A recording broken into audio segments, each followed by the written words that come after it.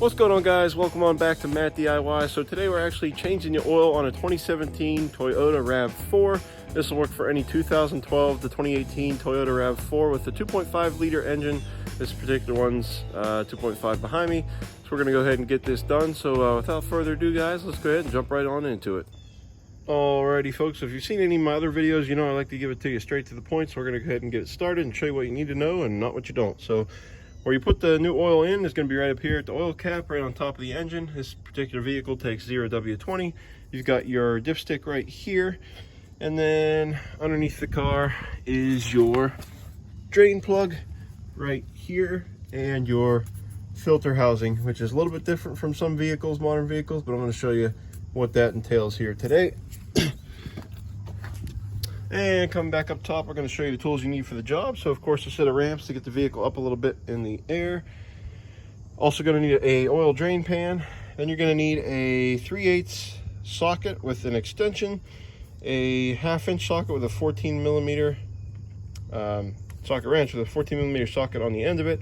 That's for breaking loose the oil drain pan bolt. I like to use a 1/2 inch just to give me a little bit more leverage in case the last guy put it on there with everything he had. Then we got the oil filter wrench right here, specific for Toyotas. I will have a link down below for that as well. Oil filter, this is a Denso part 1503021. Then we've got the Mobile One Advanced 0W20 full synthetic. That should be good for this car. It takes about 4.6 to 5 quarts depending, so we're going to find out.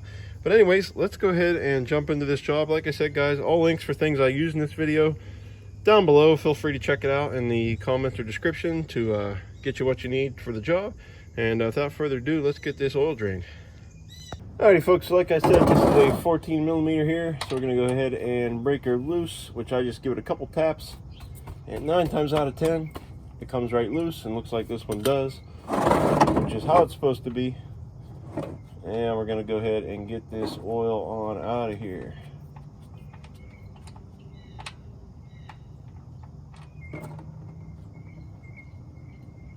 Alrighty, folks, once it starts trickling out, we can go ahead and put the drain plug back in. This particular vehicle doesn't have any crush washer or really any sealer. I think it's just a clean mating surface that it goes up against. So we're just going to put that right back in. Push this away. And then swipe up any residual oil. And then we're going to get our 14. And with one hand, we're going to just go 1, 2, and 3 pushes, just so it's snug and it's not going to leak, but also so the next guy doesn't spend this whole Saturday afternoon trying to get it loose. An interesting filter design on these. So it's actually a there's a drain built into the oil filter housing, and it's a paper filter. So basically, you've got this here that takes a socket, and this should actually unscrew, and then these come with a new filter.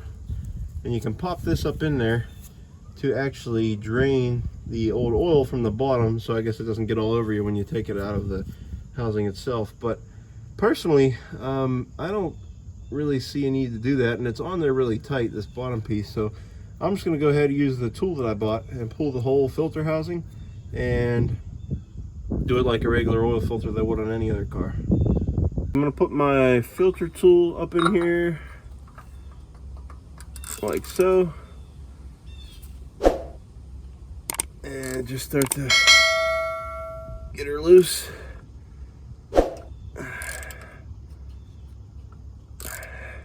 Okay, at this point I think I can get it with my hand, so that's what I'm gonna do.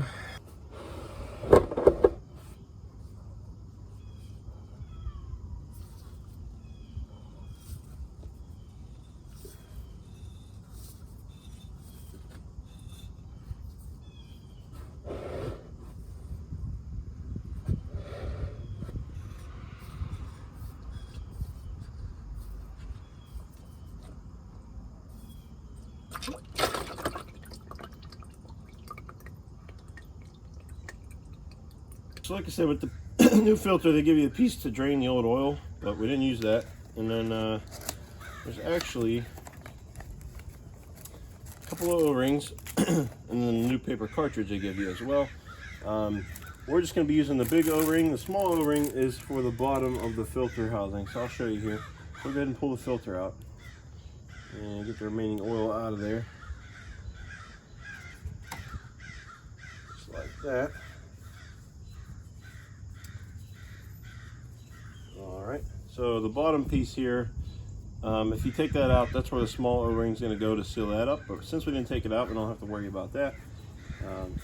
We just took the whole housing out, and we're going to take the new paper cartridge, just slip it on down in there, and it's kind of like a spring-loaded action, so you kind of feel it. And then we're going to get the O-ring off. All right, so we're going to get that old O-ring off.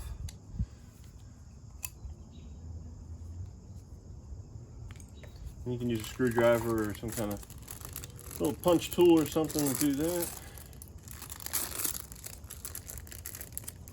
I'm going to go ahead and put the new one on.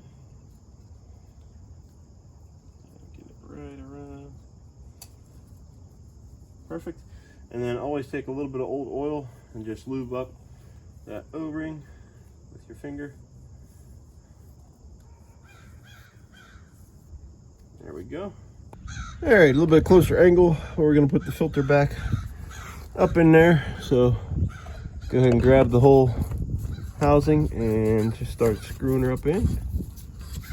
And should go without a fight right up in there. And then it'll start getting tight. And that's when we're going to have to use our tool to finish it off.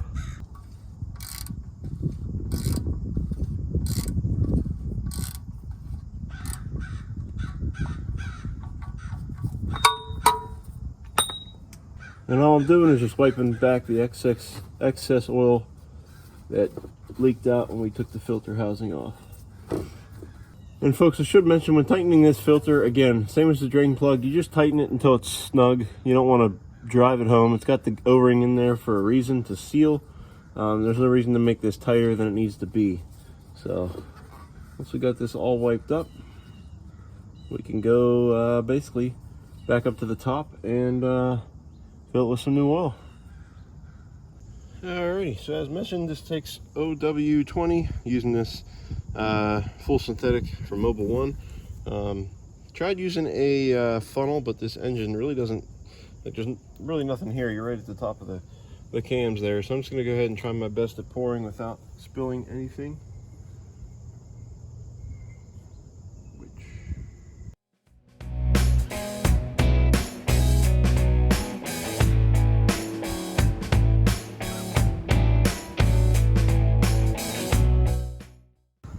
All right, so went ahead and put in about 4.5 quarts, which is what it should take. We're gonna go ahead and get it off the ramps, and then we will do one final check with the dipstick to make sure we got the level right. One additional thing, guys, go ahead and start the car up while it's still on the ramps and just get under it. And just take a look, make sure your drain plug is nice and clean and that your filter is nice and clean as well with no leaks. And there shouldn't be, as long as you did everything right like I showed you. But just to double check. Alrighty, last step, folks, just checking the oil level.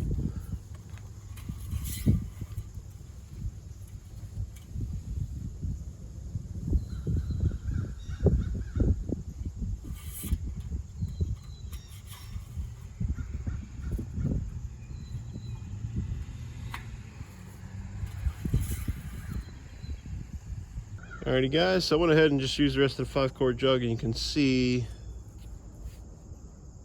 we're right in between the two dots there, which is perfect. So if you do a full drain, filter and everything, just go ahead and plan on doing a full 5-quart jug of oil. And on the top end here, just go ahead and wipe up anything you might have spilled, just a little bit.